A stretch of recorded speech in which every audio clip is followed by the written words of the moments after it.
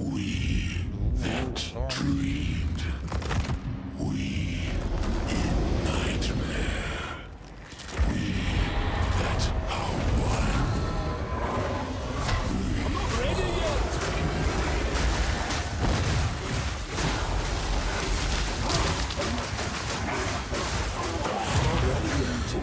yet. Yo guys, what is up? Moxie here with another Path of Exile 2 video, and today we got pretty massive patch notes that apply to buffing the Val Temple, the League mechanic. However, there's also a bunch of changes, buffs, and technically nerfs to our Wolf build. So I want to go over it. I actually had a full update to the build because we've been blasting pinnacle bosses and the hardest content. The build has been feeling incredible, and there's a lot of people freaking out about these changes. So I want to cover what they are, how we're dealing with them, and why they're actually, in my opinion, a net buff. So I hope you guys enjoyed the breakdown. Let's get right into it. So I'm not going to cover all of the notes because there is a lot here. I will have a link in the description if you want to check them out for yourself. They did buff the temple and the rewards from the temple pretty substantially, and it should hopefully be worth going into. I've basically been ignoring it for the past few days. But I want to talk about our changes to our Wolf build. So first, now when you consume a mark with cross slash, it now makes the shockwave deal 130% damage at level 1 from 65. It's basically doubling the damage if you mark an enemy and then break that mark with cross slash, which is really, really nice. They also buffed Arctic Howl, so it now empowers 1 attack per 5 enemy power, previously 10. This means that we're going to be getting twice as many empowered attacks from our Arctic Howl. They also buffed the additional cold damage by Arctic Howl to empowered attacks by approximately 50% at all levels. So if we hover over my Arctic Howl in game right now, this is currently, when we're empowering our attacks, an additional 105 to 162 additional cold damage to all of our empowered attacks, and we're getting twice as many empowered attacks. So this is quite a nice buff. You're going to notice when you're clicking this button, it's going to be dealing a lot of additional damage for you. They also lowered the collision size of the wolves and improved their AI. Doesn't really do anything for our build. I guess you maybe a little bit easier to build around wolves, but I think their damage is just lacking in endgame. Wouldn't recommend them for our build. For utility, maybe they're a little bit better now though. But then we get to the real big change that's got people talking, and that is with Lunar Blessing. Now, Lunar Blessing's cooldown now recovers while the buff is active. However, the cooldown has been increased from 10 seconds to 22 seconds. Originally, Lunar Blessing said it cannot recover cooldown while active. However, if you put second wind support into it, it then could, and then you could have it up at 100% uptime. It now is recovering cooldown while it's active, but it's got a longer cooldown.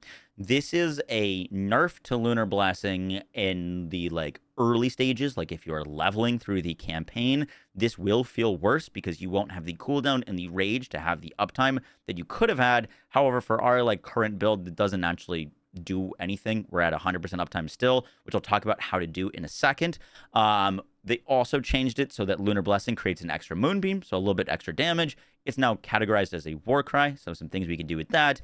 They updated its knockback radius, and then the other big note is that Lunar Blessing's moonbeams now can only be triggered by melee attacks. Prior, while it was up, you could do different actions. It was kind of just casting in front of you and clearing the screen as you would go. And so all of that has been changed. So if we go into actual game, you'll see that my Lunar Blessing has a 16-second cooldown, which will actually be lower in maps, which I'll talk about in a second. But right now with our old setup, it's got a 16-second cooldown.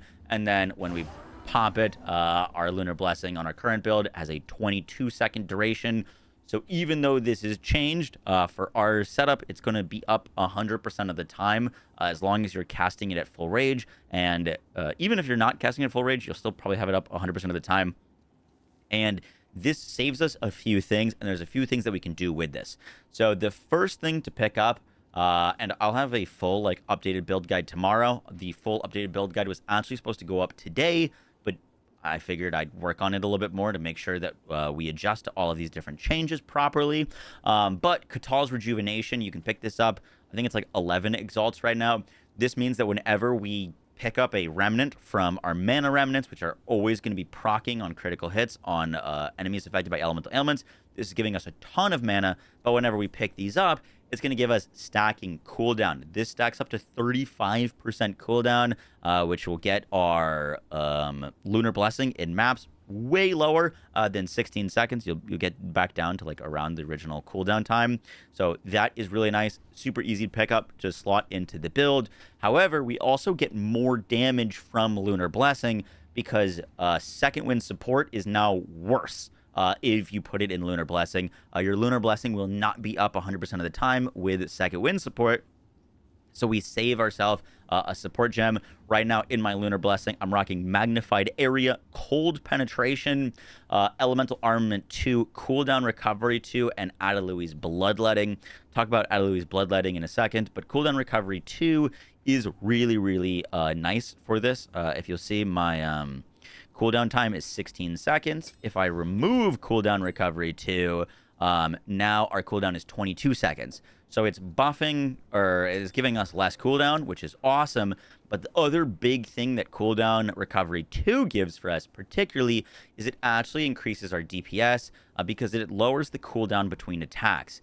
If we hover over Moonbeam, it says that we can call down a Moonbeam on the target hit and up to 7 other targets. The cooldown on these Moonbeams is 1 second.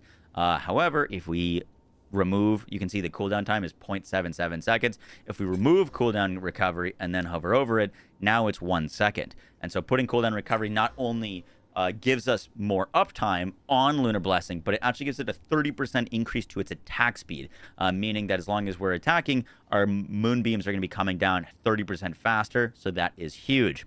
The other support that I picked up, we'll cover this in the full build video, is Adelui's Bloodletting.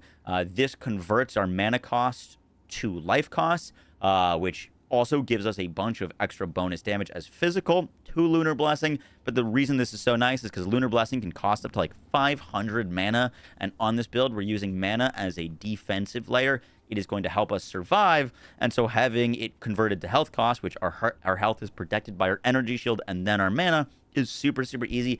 And we've got life regen and life on kill, so you'll see if I cast Lunar Blessing here, we lose a little bit of health, and then it's basically instantly back, while also giving us a bunch of extra bonus damage. So that is what we're rocking on Lunar Blessing. Guys, that's going to do it for the video. I hope you enjoyed. Once again, I will have a full build guide breakdown tomorrow. The Max Roll Planner is up to date if you want to check that out. I will be going over tomorrow a lot of like frequently asked questions about the build and some of the decisions I'm making towards it. But overall, it's been an absolute blast. We are crushing the end game. It's been a ton of fun, and I can't wait to share with you all of the upgrades we've made. I'll catch you all in the next one, guys. Take care. Peace.